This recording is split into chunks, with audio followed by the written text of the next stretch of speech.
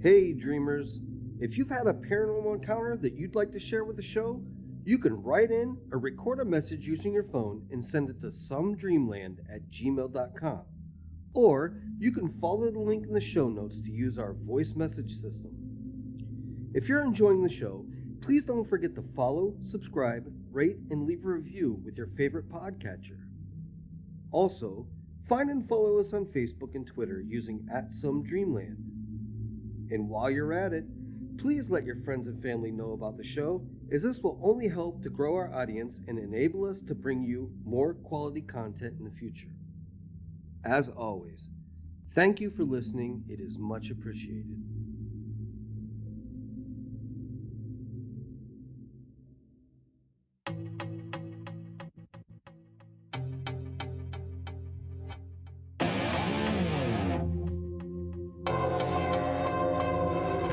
You're about to enter a podcast filled with high strangeness, conspiracies, the paranormal, and legends from around the world, with your host, Ken Mark, and brought to you by WNIP Productions.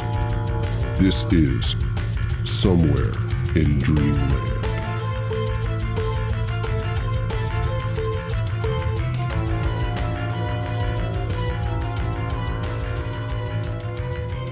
Welcome back, dreamers. Tonight, my guest is Crystal Kelley. Crystal is the head researcher of the Upstate South Carolina Paranormal Group, and she has faced many paranormal experiences of her own since the age of 5. Crystal has also collected nearly every single cryptid, ghost story, and strange sighting in the state, and is in the process of writing a book about the paranormal history of South Carolina. So without further ado, grab your blanket, turn down the lights, get comfy, and let's fade away into Dreamland.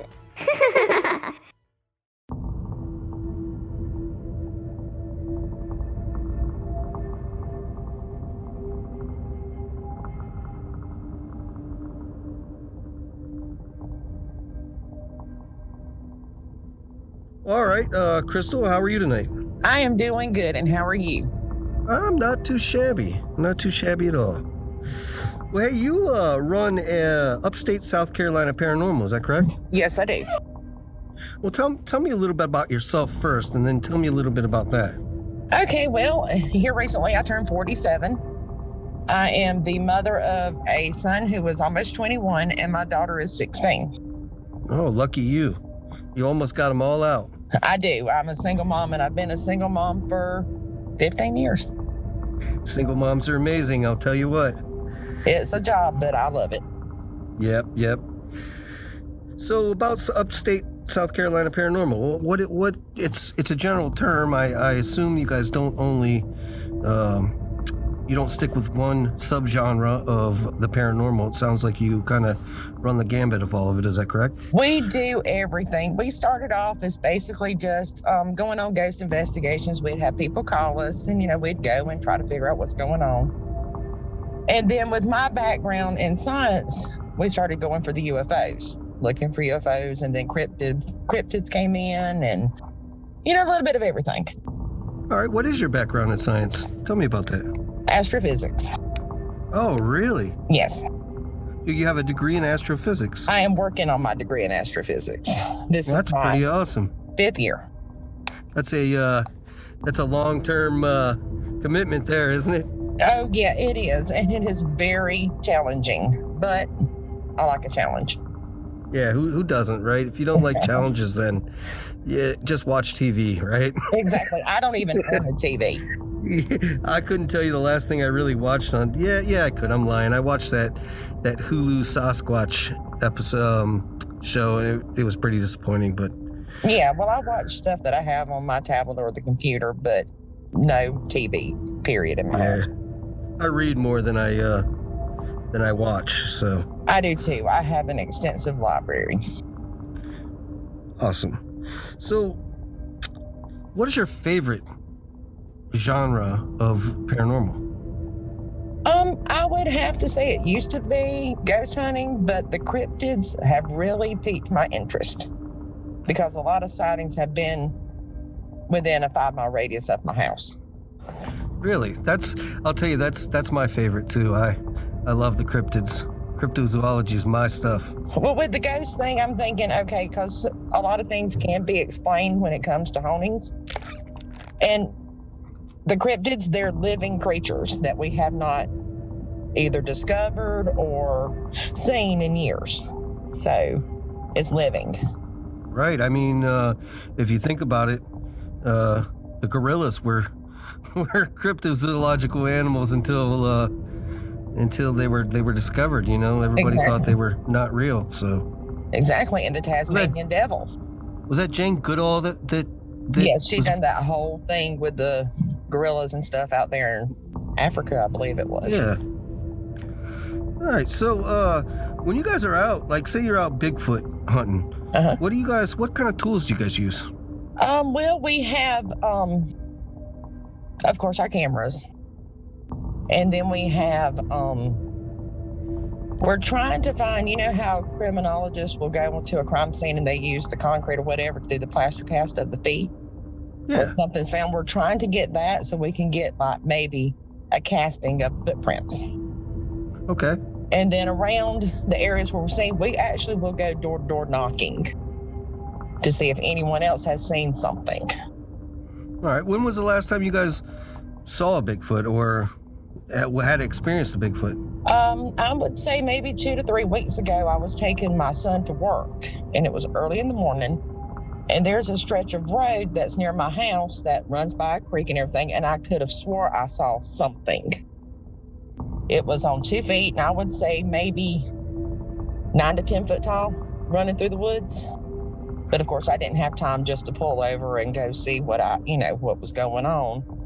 But that about 2 to 3 weeks ago. All right. Yeah, I'll tell you, I never really associated Bigfoot with South Carolina until I moved down here.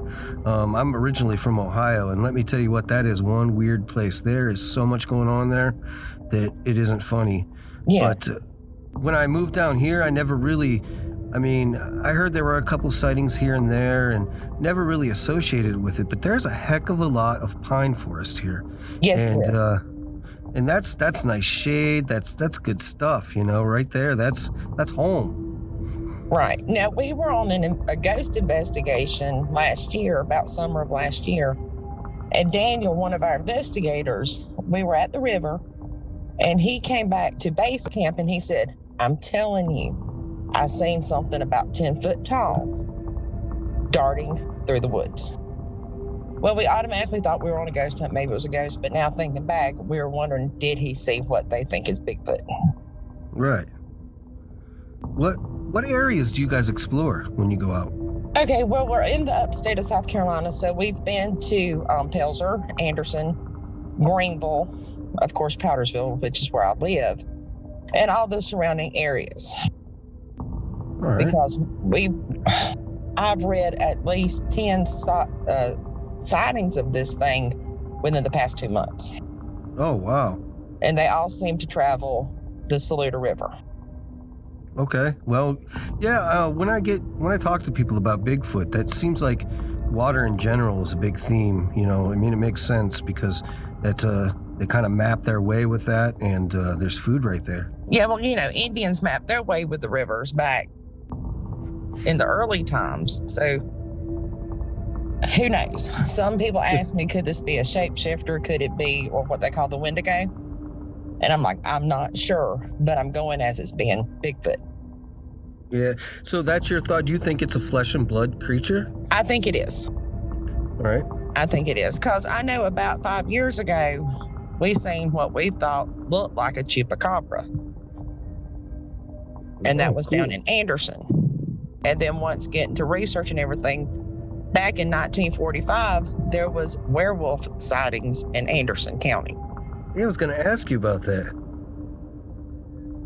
So I don't know. It just seems odd that within the past couple of years, a lot of sightings of any kind of cryptid or UFOs seem to be more abundant now.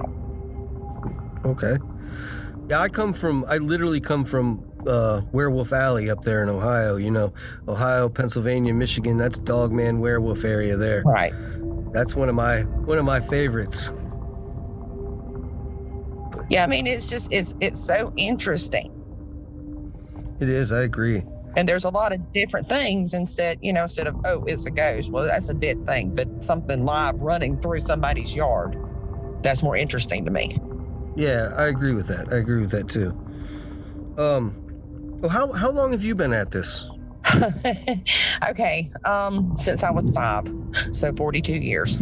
I mean, I wasn't investigating at 5 years old, but my mid-teens to early 20s, I guess, so about 20 years or more. Well, what piqued your interest? I saw my first ghost when I was 5. Okay. And tell me about that. I want to hear about it. Okay. I was getting out of school. I was in kindergarten, and my grandmother would always take me up to my aunt's house, and I can't say her name. But I would play with her children after school. And we went to her front door, and we knocked on the door, like always. And we seen a lady get up out of the bed. And we were standing there waiting for her to come to the door, but she never did. So my grandmother was kind of either aggravated or worried, whichever one you want to say. So she said, we're going to have to go down the road and use the payphone. So we go back to the car, and my aunt is pulling in the driveway at the same time we're fixing to leave. She had not been there all day.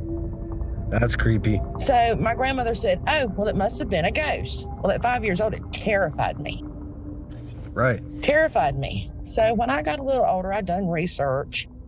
And in that house, the man killed his wife and his children, and then himself. So I had assumed I seen the lady getting up out of the bed. Wow. And that's a good story. And my aunt has had different experiences there in that house. So that's what I assume it was. That's a great story. And growing up in the South, I always got the stories from my great grandmother about ghosts and things like that. So. Oh yeah, ghosts are the big chunk of the pot down here. That's the big thing, you know. Don't you guys call them haints, don't you? Yes, my great grandmother actually wrote a song called "There Ain't No Haint Gonna Run Me Off." That's awesome. And she would always sing that when she would experience something. She starts singing that song. So that's it's a whole different world down here. There's so many cultures, like the Geechee and the Geechee and the Gulag. Yeah, with their haint blue porches. Yeah, I did. That was the most bizarre thing I've ever seen. I was sitting there one day at a porch at a restaurant, and I looked up and the ceiling's blue, and I'm like, that's weird, because everything else is red on this place. So I asked the waitress, I said, why is the ceiling on this porch blue? And she said, oh, that's to keep the ghosts away. And I'm like, what? So I started looking, and sure enough, they think that ghosts can't cross water, so they try to trick them. Yeah. If I go look at a plantation, I'll look at the porch, and if it's not blue, I'm like, that's not a true plantation. That's not haint. So yeah, it's strange. It's cool. I mean, it's a neat little thing, you know. Well, Charleston has its boo hag. They're cryptid. Yeah, I'm close to that. That's the first thing I did when I moved down here was I started looking, all right, where are the haunted places? Where are the cryptids? What are they going on? What's going on with them? And boo hag, that's a cool thing. Yeah. I don't think I'd want to encounter one, but I would like to at least see one. I don't want it to bother me because they're supposed to steal your energy and wear your skin. Yeah, they wear your skin at night. And they go around and cause all kinds of trouble and wearing your skin, right? Yep, that's it. And you're down in Somerville, aren't you? I am. Have you seen the Somerville lot? No, tell me about that. It is supposed to be a train conductor was cleaning the track, and he was ran over. He was decapitated. But you're supposed to be able to see him walking the tracks, and the light is supposed to be his lantern swinging back and forth. Oh, really? Yeah. Oh, I'll have to ask. My neighbor's actually a train conductor. I bet he knows that story. He probably does. And then there's Park Cemetery down there in Somerville that's supposedly haunted. I don't know anything about that either. Yeah, I have researched this whole state. I have binders on top of binders stacked full of research. That is awesome.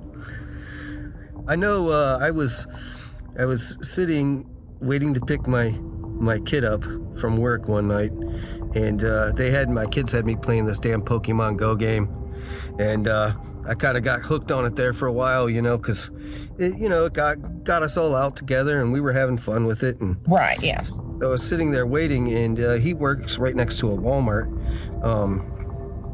and my Pokemon Go said that there was some Pokemon creature over by the cemetery, and I'm looking around. I'm like, what?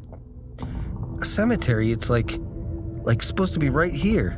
Well, here, where the entrance and the exit to this Walmart, there's a cemetery right in between the entrance and exit. They just threw up a fence around it and built everything around the cemetery.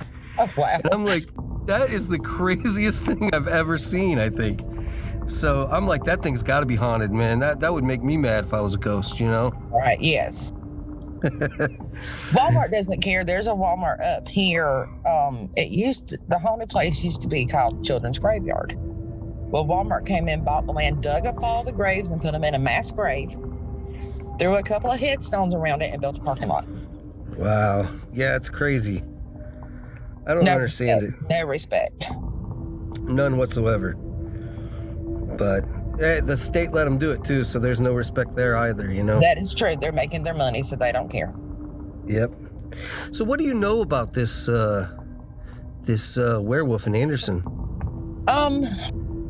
Couldn't find much about it. There was a video on YouTube, and they thought it came down from the mountains of Dark Corner, and it was mutilating farm animals and pets, and a group of soldiers got together and went down to Iva in the Iva cemetery and was ready to shoot and kill this, but nothing was ever found or caught. Okay. And that was the only time that we know of, huh? Right, that's the only time, but it lasted for like 2 weeks. What is Dark Corner, did you say?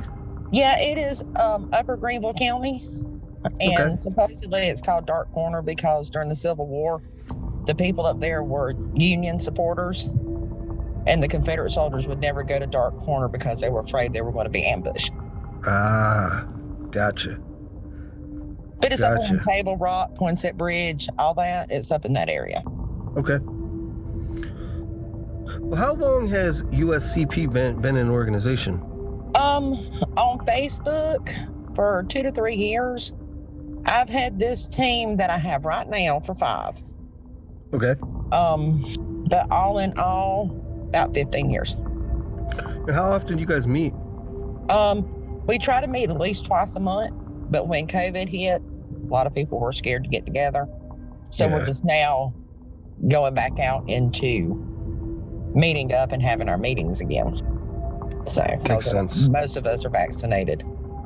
So makes sense.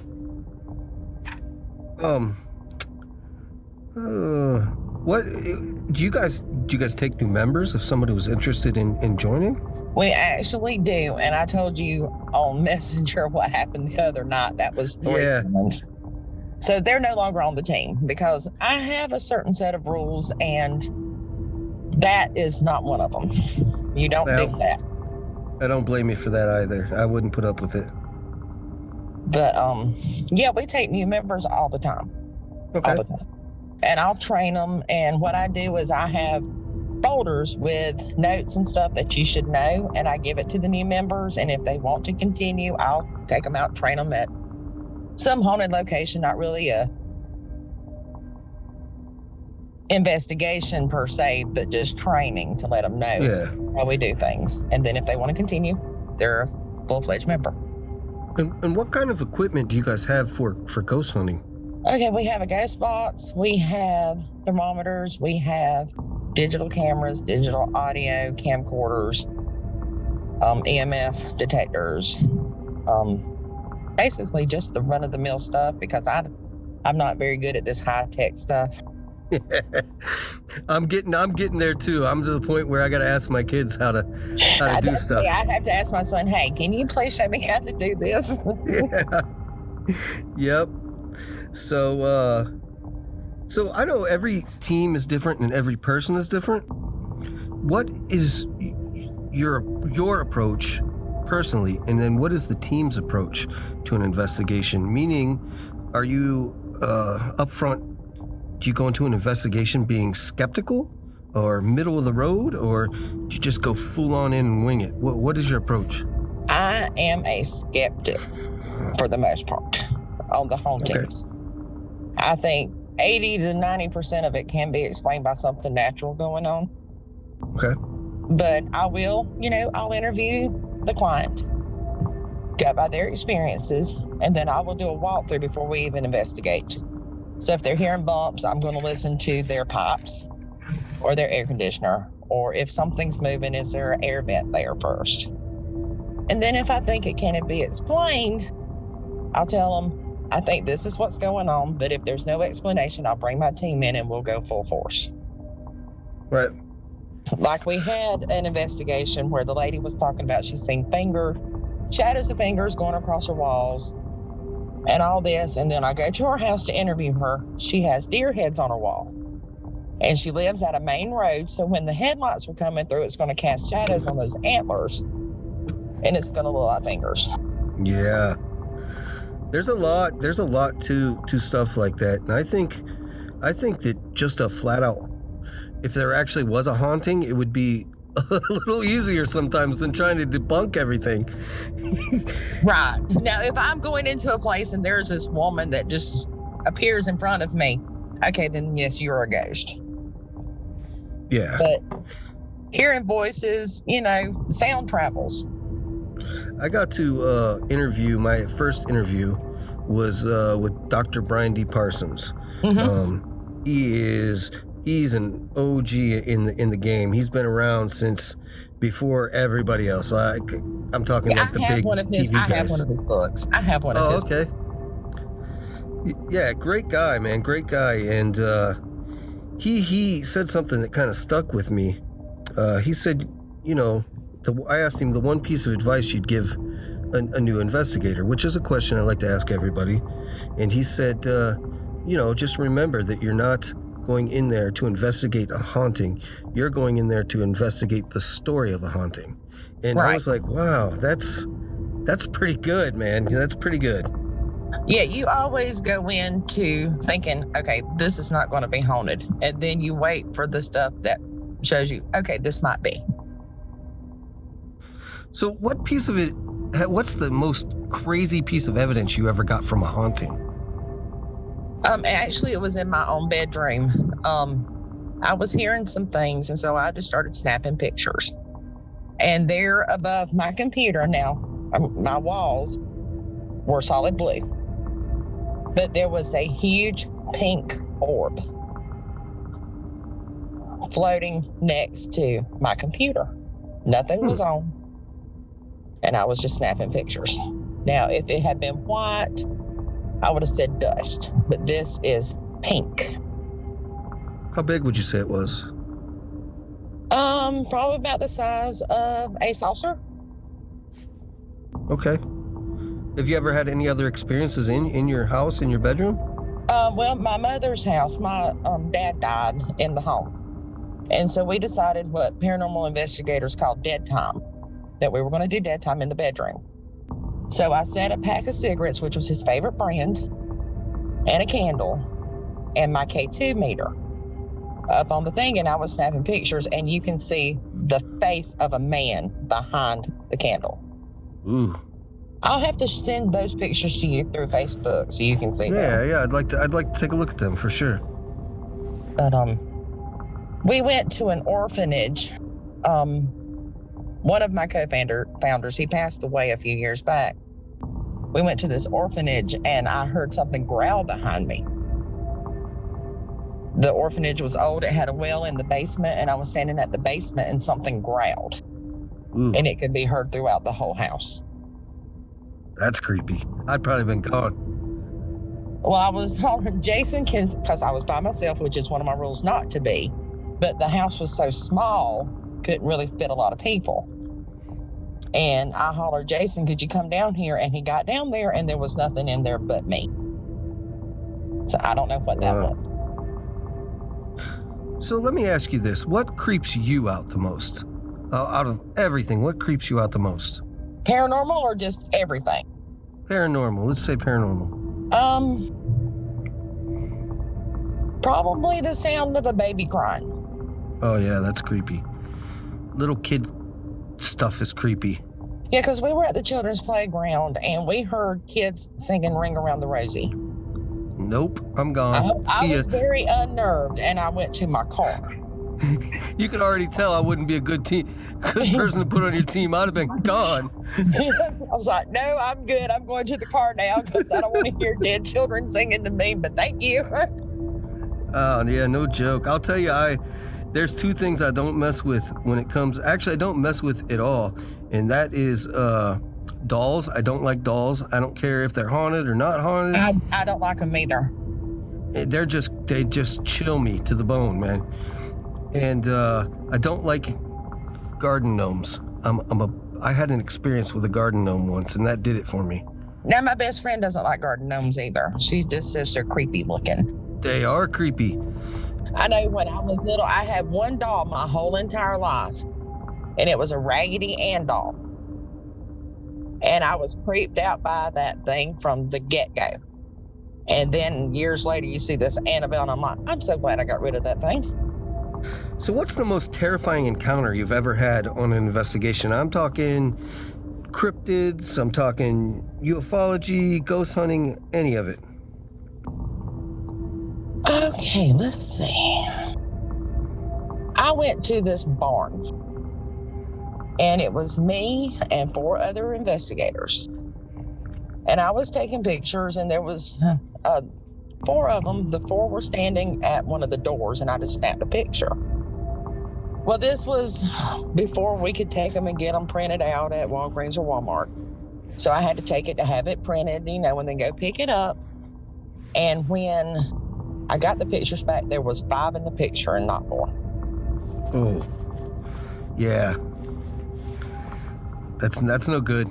No, and knowing there was only 4 in the picture, and then the 5th one, but the person was dressed, didn't see the head, but the person was dressed in normal clothes, up-to-date clothes. Huh. So I don't know what it was, but we always had like the cold chills or the weird feelings up there, and then 5 people instead of 4. That has to be the scariest. Nah, too much for me. I tell you, I'm a sissy when it comes to this stuff. I love it, but now if I go ghost hunting and I see a spider, it has to be dead before I go in. Spiders don't bother me at all. Spiders, snakes, all that, I can handle that stuff. Well, I can handle a snake, but I was bit by a brown recluse. And I almost lost my foot. Oh, yeah. Those things are nasty. So I don't care what kind of spider it is. It has to be dead or I won't enter the room if I see one. I understand that. But I'll play with a snake all day long. Have you guys ever investigated anything in a different state other than South Carolina? We have went to Georgia. Okay. I've seen the Georgia Guidestones. Ooh, yeah. I want to do that too. Those are really cool. I've been up to North Carolina to, it was in Cherokee. There is a stone at the end of one of these roads that's supposed to turn. We went and investigated that. Okay. And Toccoa Falls in Georgia. Did you get anything good at any of those? No, not really. Maybe a couple of EVPs that it could have been something that we thought it was a voice, but it could have been something else. Yeah. But my favorite place to go is in Troy, and it's the Lone King Indian Massacre site. Okay, tell me about that. It is nothing but woods. You have no phone signal. I mean, it's deep woods. There's a little dirt gravel road going through the whole thing. Almost 100 Indians were massacred by the white men. And John C. Calhoun's mother was one of the ones that was killed in the massacre. Mm. And there's burial mounds throughout the woods on where they buried these Indians. And it's so peaceful down there. It's odd. It's just very peaceful. Almost creepy, huh? Yeah, eerily creepy. It's very quiet. We went down there one time and we thought we heard drums, which wouldn't surprise me if the hauntings that they say are real. But we thought we heard drums. And there's nothing. People go down there and hunt, but you don't hunt with drums. Right. So it's a beautiful place. Awesome. I'm gonna have to check that place out. I want to get up sometime to. I want to see get up to Brown Mountain, see the Brown Mountain lights. I have seen the Brown Mountain lights. Yeah, my brother-in-law got to see that too. He's hiked pretty much all the entire Appalachian Trail and the Sierra Nevadas, and he gets to see all kinds of cool stuff. Well, have you heard the story of the caves under Brown Mountain that might be connected with the Kentucky hobgoblin? Yeah, the Mammoth Cave system. Yes. But have you ever heard of the Kentucky hobgoblins? I have. Those are interesting. Yes. The Kentucky goblins, and then there was Kentucky's a weird place. So all that stuff that happened there happened all along the Ohio River. And Right. That is a really weird there's so many things that happen along the Ohio River that isn't funny. I mean, you got Mothman, you got, what is it? I can't think of it now. I'm fading. I can't think of it at all. Have you heard of the 5 cemeteries in Ohio that form a pentagram? Yes. Okay. Yes. They're pretty cool. I've actually been there. Okay, cool. Yeah. I've been just about every place you could ever go in Ohio. Yeah. West Virginia, Kentucky, Pennsylvania. I got to go see Kecksburg, where the crash happened. Uh-huh. I got to go see, of course, Point Pleasant, West Virginia, where the Mothman happened. Uh-huh. Actually, there was a Mothman sighting while I was there, and really? I missed it. Oh, Yeah, wow. I told I was telling the other Bigfoot guy I went there. I was through Point Pleasant for work, and I stopped at McDonald's to get something to eat, and I was going to roll out after I ate and go past the statue and check it out and take a few pictures of it. And Yeah. I was sitting there eating, and I see this news van pull up. And I'm thinking, they're just coming to get lunch, or they got lunch through the drive-thru or whatnot. And then I see another news van pull up. And I'm like, what in the heck? Now, all of a sudden, there are 4 news vans out there. And I'm like, oh, I got to go find out what's going on. Oh, no, my power just went out.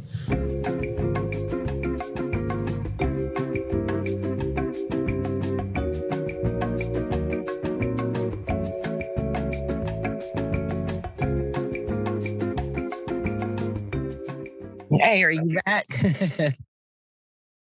We're having one heck of a storm here, so sorry about that. No, we had them earlier. There was tornadoes all around us. Yuck. So sorry about that. I apologize. The power went out for like a flash, for like a second. Oh, wow. So, yeah, but I think we're good to go now. Okay, that's good. I know we got a lot of rain earlier, but not any storms. It thundered a couple of times, but that was it. Yeah, it's thundering and lightning and carrying on out there. But okay, so where was I? Sitting at McDonald's in Point Pleasant. Mm-hmm. And a couple news vans started showing up. Yeah. Yeah. 4 news vans started showing up, and I'm like, oh, I wonder what's going on. So I was just finishing my lunch, and I threw it away and walked out, and they're all good. They're spilling out of these vans. They've got microphones and cameras ready, and I'm like, what in the hell, Yeah. So I walked up to one news lady, and I said, excuse me. I said, what's going on? And she said, oh, there's a Mothman sighting. And I'm like, are you kidding me? She's like, no. Here's the problem, Crystal. I always miss these things. I do too. Yeah, another reason why I wouldn't be a good investigator. I just miss them. Well, you also have to have a lot of patience. Yes. because going through evidence can be very, very, very boring. True. We had a big UFO sighting in the neighborhood. It's been about a couple months ago now. House a couple of streets over from us had a triangle-shaped UFO floating over their backyard, and lady took a bunch of pictures of it and put it on Facebook, and it was pretty impressive how close it was. And she said it hovered there for about 15 minutes, didn't make a sound, and then all three lights jetted off in different directions. Oh, wow. I was like, wow. Yeah, so I have my garage is my man cave. I'm always out there, always hanging out, and I missed the whole damn thing. I was out there that night. So always your luck, huh? It is. I tell you, it's the luck of the Irish. I don't have any luck at all. Well, there you go. That's me too, because my family's from Ireland and Scotland, so I'm kind of screwed. So. Oh yeah, the good old Scots-Irish. Yes. But my family is the one that started this town that I live in. Oh, really? Back in the early 1800s, yes. Well, that's interesting. There aren't many people out there that can say that. No, but I've traced my lineage back to Ireland. Yeah, genealogy's it's a very interesting thing to me. I'm a history nut anyway, so. Oh, I am too. I think you have to be especially if you're interested in things like we are. I think you kind of have to be a history nut. Right, and that's like I tell my son's like, Mama, I'm writing a book. Well, what are you writing on? Historical places. Well, I thought you were a ghost hunter. Well, I like the history aspect better. You'll have to let me know when you get that published. We'll throw a link up on the website and in the podcast. I sure will. Awesome. So we pretty much established that here in South Carolina, ghosts are the big thing. Right. You know, plenty of those. Every town has a haunting, and mainly is probably going to be a crybaby bridge. Oh yeah, I'll tell you, there's one of those in every state, and most of the time, multiples. Yes, I know of 3, just off the top of my head. Yeah, there's one near you, isn't there? There's Anderson Crybaby Bridge. There is the Greenville Crybaby Bridge and the Union Crybaby Bridge near me. It's the same in Ohio, and it's weird because it's the same story too. Yeah, you know, all of them have the same story. Woman throws her baby off the bridge. And yeah. Yep. So having that established, out of the other ones, ufology, cryptozoology, what do you think falls a close second? Crypto. In South Carolina. I do believe so. I know there's a lot of UFO sightings, but when you go to look at them, it's some woman in a trailer park. And, you know, it's just, I don't know. I think if aliens are going to come visit people, it's not going to be in a trailer park. Yeah. Well, who knows, right? But I spoke to a man who swears up and down he is an alien. Really? Tell me about that. That's interesting. He was I had a friend who worked at a gas station, and I would go up there and I would sit and talk to her while she was working. And this homeless man came up and we got to talking, and he told me he was an alien. And I'm thinking, you know, okay, you're a homeless man. You smell really bad of alcohol. So I'm not going to really believe him. But he started telling me things about myself that nobody should know. Huh. He was reading my thoughts. That's crazy. And I told my friend, I've got to go. Creep you out. Yeah, he creeped me out because I didn't know him from Adam, so he should not know anything about me. See, that would have creeped me out too, but I would have had to keep him going. I'd want to know more and more and more. Yeah, well, my daughter was with me. She was younger, and I didn't know what he had planned on, if he was, you know, dangerous or what. Yeah, that makes sense. So I was just like, I got to go. Have you ever seen him again? No. No. Huh. And I live in a small town, and you would think I would see a homeless man walking around, but no. Yeah. What kind of things did he tell you that you shouldn't know? He was talking. My boyfriend killed himself 5 years ago. Okay. And he was telling me about that day that I got the phone call. In the future. Yeah. Wow. Yeah. And I was like, that's crazy. I said, how do you know this? And he told me, he said, because I can read your thoughts. He was also from Kentucky, which he was from Bowling Green. And I'm just like, no, I can't do this anymore. Yeah, that's weird. That would definitely give you the creeps. Yeah, because at the time I was still, trying to get over the suicide.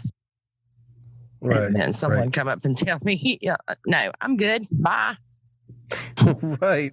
Exactly. So what kind of cryptids can you expect to see in South Carolina if you were to go? I believe obviously there's the Bigfoot. I would like to go down to Bishopville and try to see if I can find Lizard Man. And I believe Chupacabra, but it's kind of a little north of what they should be. But with the way people are building and stuff, things are getting pushed out of their environments. Yep, true. Because last year we had that iguana type thing that had made its way up to South Carolina from Florida.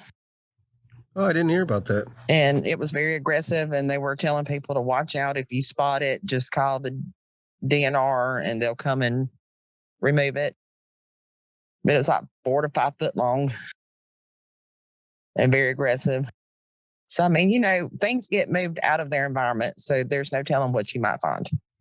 Yeah, and then you have people that have exotic pets that they let go and all exactly kinds of like stuff. New York had the problem with alligators in the sewer systems. So you never know. And what we think is Bigfoot might be a monkey, because there is a zoo near me, had gotten loose years ago and started mating with something in nature here. You never know. Yeah, I don't know. I don't know exactly what Bigfoot is. I know that there's plenty of people out there that believe in Bigfoot and that have seen Bigfoot. And I mean, I don't know if it's the missing link. I don't know if it's a lot of people think it's an interdimensional being. Yes. A lot of people have spotted it with a UFO. So that's another interesting take on it. Yeah, a lot of things kind of coincide with each other. Yeah.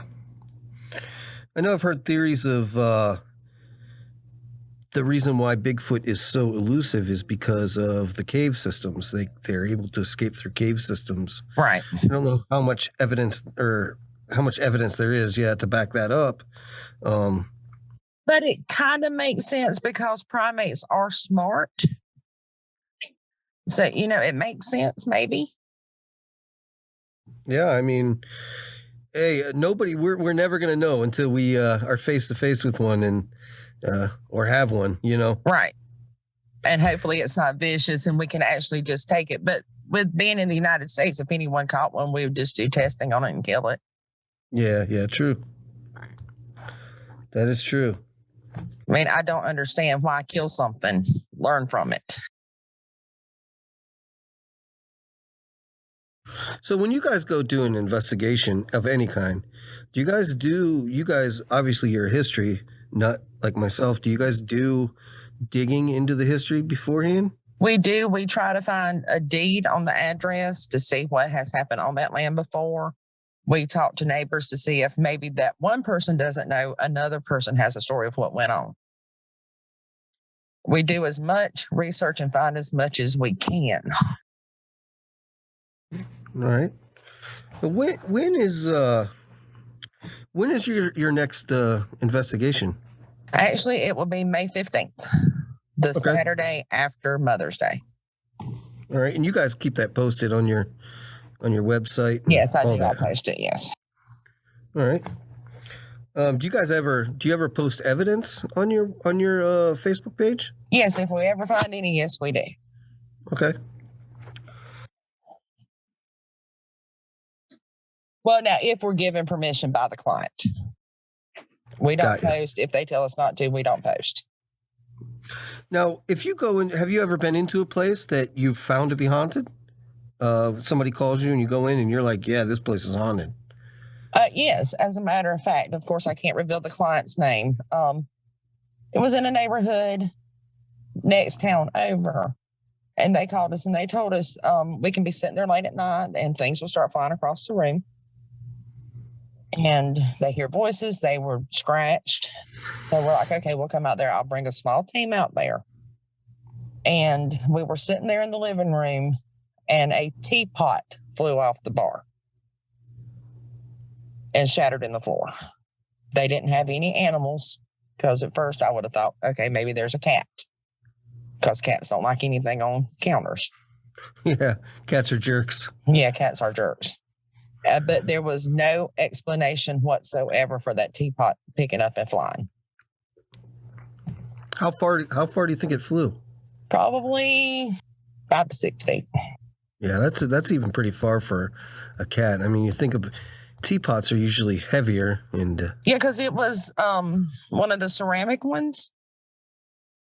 And it literally, we watched it lift off the counter and fly. wow. And we were kind of dumbfounded. Like, Yeah, did too we bad you just didn't have think cameras set up then, right? well, we do when we have evidence, we just can't show it Oh, okay. because the Oh, that's homeowners cool. wanted to remain anonymous. What types of things do you do then afterwards to help them out? Like, is there anything you do to help them out? Well, I have got a friend who was clergy, and she came up from Greenwood, her and her husband, and they blessed the place. Okay. Now, did their problems go away after that? Actually, they did. Because after we do an investigation for 6 months, I will call or email or something once a month. And if everything seems to calm down, I put it off as the case is closed. And I don't bother the client again. Maybe the following year I'll email, hey, are things still okay? And if they are, I'll leave them alone. Makes sense. There's something else I was going to ask you about that. Oh, geez, my mind's going blank. Good thing I can edit this, huh? Yeah. Oh, geez. Have you ever been in a situation where, I know that we're talking about hauntings a lot, but have you ever been in a situation where you felt there was an evil presence? Yes. And how do you handle that? There is a church in Loudonsville. It is called Ridge Church. And it was, before it closed its doors, it was a church for Satanists. And we went down there and didn't really see anything, but you felt nauseous, paranoid, just something dark there. And after we walked through, went through the cemetery, went through the church, we got back in our car. We did our own. My team have various religious ways. And so what we did is we got together, had a moment of silence to pray for whatever's there not to follow us home. And we saged ourselves to make sure nothing would, follow. Have you ever had to get a demonologist involved? No, we haven't, but I have studied some demonology. And I look to Ed and Lorraine Warren as like mentors. All right. They were like the OG of everything. Yeah, they were. I was talking to a friend of mine about exorcism the other night and found some pretty interesting things out. We actually were talking about Annalisa Michelle. Are you familiar with her? Uh-huh. So we were talking about her, and I was all in about it being a actual possession case, and turns out I found out that she had temporal lobe epilepsy. Uh-huh. So I started doing some digging into temporal lobe epilepsy, and one of the side effects of temporal lobe epilepsy is hyper religiosity. Mm-hmm. So it's a sense of being hyper religious. Right. And there is a fine line between demonic possession and a mental disorder or something mental going on. Yes, there is. And you got to be careful when you walk that line, too. Yeah, because there's schizophrenia.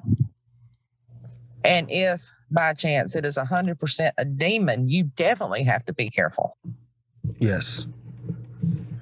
Yes. So you've been pretty lucky if you haven't had to mess with any of that. I have not had an encounter with a demon, thank God. Yeah. Yeah, for sure. Let's talk about ufology for a little bit. Okay. Is that have you guys found any evidence in South Carolina to do with ufology? I have seen something in the sky. I'm not going to say, well, I could say it's a UFO because that just means unidentified flying object. Right. But we were out, it's about 5 years ago. We were sitting outside. I live in the country. And so we were having like a bonfire. And I looked over the tree line because there's woods behind my house. And I saw 5 orange lights. And they would travel and stop at one point and disappear. But this happened like 4 or 5 times. Now, what it was, I don't know. But we all seen it. Okay. No drinking? No drinking, no drugs, no nothing like that. We were all just sitting out here because it was a nice night. Do you have a person on your team that is heavily involved in ufology, or I guess I guess myself would be the one that's into it the most. But with my astrophysics background, there, the math proves that there's something out there other than us. Yeah. Oh, yeah.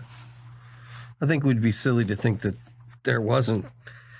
Out of the hundreds of thousands of planets out here in this universe, we're the only one with something on it? No. That's the human way, right? That's the human way. We think we're special because that's the way we feel. We feel like, we're just the most special thing in the whole world and universe. And, so. But I will argue with my mother, and it's called the Drake equation. And it proves we can't be the only ones here or out there. She's like, no. And yet the math proves it. Math can't prove a ghost. Math can't prove this, but it can prove we're not the only planet with people or life on it. So. Yeah, ufology is fascinating to me. Cryptozoology is fascinating. Those are probably my 2 favorite in the field. The ghost research, I got into it when I was younger. I think I kind of just got bored with it, That's me. I had been into it for so long, and then I started going to school, and then science couldn't prove that there was a haunting. And so I'm like, okay, I'm just not going to do this for a while. And then, like I said, about a few years ago, I saw what I thought was a chupacabra. And so I'm like, okay, well, now my interest in the paranormal, other than ghosts, has peaked. So I'm going to start this. Well, tell me about that experience with the chupacabra that you thought. Did you already tell me that? No, that barn that I was telling you about, that the picture was taken with the extra person, it came from that barn, and it crossed the road right in front of me. And if it was just a dog, that was the biggest dog I've ever seen. Really? How big do you think it was? I think it would make a Great Dane look like a puppy. Really? That big, huh? Yeah. And it was hunched, and its shackles were up, and it was quite creepy. Was it bipedal then? 2 feet? No, it was on all 4s. All 4s, huh? It was on all 4s. Was there any smell associated with it? Not really. Not other than there was a dead possum. So I guess the smell could have been from that, but it wasn't very potent. Okay. Did it make any sounds or anything? No, it was like a silent movie. Did everything around you get quiet like it usually does during an paranormal encounter? It did. And I stopped.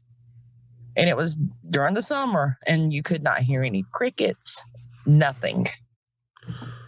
What do you think causes that? I don't know. I don't know if it's just the energy coming off of something that it takes away from everything going on around it or what. I don't know. Yeah, I mean, that would kind of fall in line with like cold spots and so forth. So what other things happen in this barn that you know of? I don't know of anything else, and I don't know why the extra person was in there. To me, that would be a place that I would have to stake out a few times, because I feel like there's something else going on there. If you've seen this creature that you couldn't explain, and you saw, that extra or we missing person. We go by there daily, because if you go to the top of my driveway, there's the main road, and that barn sits across the road. Maybe it's like a portal or something. I don't know. I know a kid was killed right there back in the 50s. He was riding a wagon and he went out into the road and he got ran over. It's full of Civil War history around here. We actually have powder magazines where they used to store the gunpowder still around. And you can go take pictures. And there are weird stuff happens around those so often. Those storage powder magazines and storage arms storage things. I wonder what the reasoning is behind that, because a big part of the Mothman story, had to do with it happened at that TNT plant. Yeah. So there's got to be something. Maybe it's the negative energy that's associated with it that possibly that draws isn't them there in. Some type of bunkers up there as well? Yeah, there's like I forget how many of them TNT staging areas they had there, but there's all kinds of craziness right there in that little town. Okay. Yeah, they're you have Chief Cornstalk, the Curse of Chief Cornstalk. You've got which I blame for a long time on my Cleveland Browns being terrible. There you go. But we're pulling out of it now. No, there's just all kinds of weird stuff that happens. I mean, all along the Ohio River, it's just a crazy place. If you've never been up there, I would check it out, because it's one of those places where you can feel the energy, and it's a cool place, man. I may have to go up there, because the first week in August, my team is going to visit Waverly Hills, and Kentucky's not that far from Ohio. Nope, Waverly Hills is awesome. Actually, some friends of mine run they're paranormal enthusiasts. Eddie and Jen, they run Eddie and Jen the Vlogs. I just interviewed them, and they want to go to Waverly Hills. So I may have to take a trip over into Ohio. Yeah, there's everything. There's so much going on in Ohio that it's literally one of the strangest places, I think, in our country. Right, yeah. It's just, you got the mounds, the mound builders mounds down there in southern Ohio, the serpent mounds. You have, the Loveland frogmen. You know about them? Yes, I've got in my research, I've done all the cryptids I can find in the United States. Oh, that's awesome. What's your favorite one? Let's see. I like the goat man. Which goat man? Texas, Kentucky? Texas. They're at the Alton Bridge. I would like to go there. So I heard somebody talking about that, and they think that may have been a misidentification. They think it may have been a Bigfoot. Well, that wouldn't surprise me either. Yeah, because it would be hairy. It would be hairy. Yeah, the guy I was speaking with told me that sometimes thinks Bigfoot wears other animal skins to either confuse the animals or to just stay warm. And he thinks he may have been wearing a deer skin with antlers on it. I guess that's possible, but I've been intrigued with the Goat Man long before Zach Bagans and them did the Goat Man's Bridge. Oh, come on. Zach Baggins that guy's awesome. Oh, do you think so? Or are you just... No, Okay. I'm being sarcastic as all hell. Thank you. God, that man drives me crazy. I'd like to punch him in the face. I mean, really, anybody that goes and tries to fight a ghost is just beyond ridiculous. Well, I can't get past the, can you feel that? Or did you hear that? No, Yeah, man. You won't shut up. It's everything. I mean, this guy farts and he thinks it's a ghost. So, Well, you know why he doesn't fly in airplanes? no, I didn't know that. I'll tell you, I dislike and care so little about Zach Baggins that I really know nothing about him other than, seeing him try to fight ghosts. Well, I don't know how true this is, but one of my members loves to watch Ghost Adventures. And he said he didn't fly in airplanes because all the demons he has encountered, he would be afraid would try to crash the plane, and he didn't want other people to die. Wow. I'm just like, will you just say you're chicken shit to get in an airplane? Yeah, because you're more likely to get in a car accident, and you could do the same thing with a car, right? Exactly, because I'm going to tell you, I don't want to fly because I'm afraid of heights. So I'm not going to sit there and say, oh, I'm afraid a demon's going to crash the plane. That guy is something else, man. I really can't stand him. I mean, I'll be honest with you. I try, but I just can't do it. Well, I think he's a joke. My neighbor will turn on Ghost Adventures to go to sleep because he's so boring. It's like, that's a good way to do it. I just can't take him. I really can't. It's his attitude. It's everything.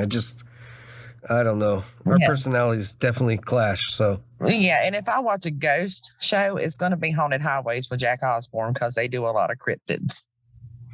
yeah, I've caught that a couple times. It's a couple pieces and parts of it. It's pretty interesting. Well, they went down to Lake Murray here in South Carolina to hunt the Lake Murray monster. Oh, really? I don't know anything about the Lake Murray monster. Tell me about that. It is supposed to be like the Loch Ness monster. Okay. It has toppled boats. It has sank one boat. There was 2 teenagers out on the boat, and it came and it toppled and sank the boat. And one went to the hospital. Oh, wow. How long ago was that? 2012, I think. Really? Yeah. Very cool. But yeah, and I would love to get down to Lake Murray to see if I could find this illustrious monster. Yeah, that would be interesting. What part is Lake Murray in? It's outside Newberry. So I think I've been through Newberry. It's like maybe a 2-hour drive from where I live. Okay. Probably about the same to you because you're going towards Charleston, Myrtle Beach and all that. Yeah, I'm real close to, I'm about half an hour from Charleston, so. Yeah. Well, hey, I'm going to wrap this up. I got a couple more questions to ask you. Okay. And then, actually 2 more questions. Okay. Okay, so I like to ask everybody, what is one piece of advice that you'd give a young and upcoming paranormal investigator of any kind? Do not go in thinking that you're going to find this. Because 9 times out of 10, you're not. But don't get discouraged by not finding it. Fair enough. I think that's a good piece of advice. Okay, well, where can anyone find you? Say they need, say they have a haunting, or they saw something, or they just want to shoot the breeze with you, or just to say hello. Okay, on Facebook it's Upstate South Carolina Paranormal. Our phone numbers are on there. Our emails are on there. And we are open all time of the day and night. Great. And you're going to let me know when you get that book done, right? Yes, I am. All right. Out of all right. 180 stories I found, I've got 35 of the most solid stories I could find in South Carolina. Nice. Are you ever think about writing a paranormal book? This is historical, paranormal, cryptid, UFO, everything. Oh, great. That'll be fun. I like it. So even personal experiences are going to be in there. Awesome. Yeah, let me know. We'll have you back on when you get that. Okay, not a problem. When you get that done, and we'll talk about it, and we'll post links up to it and get you out there. Okay, not a problem. All right, Crystal. Well, it was nice talking with you, and I hope to have you on again. And if you get any great evidence in between, let me know. We'll pop you in again. All right, I sure will. And it was nice talking to you too. Yes, ma'am. You have a good evening. You too. Bye-bye. Thank you. Bye-bye.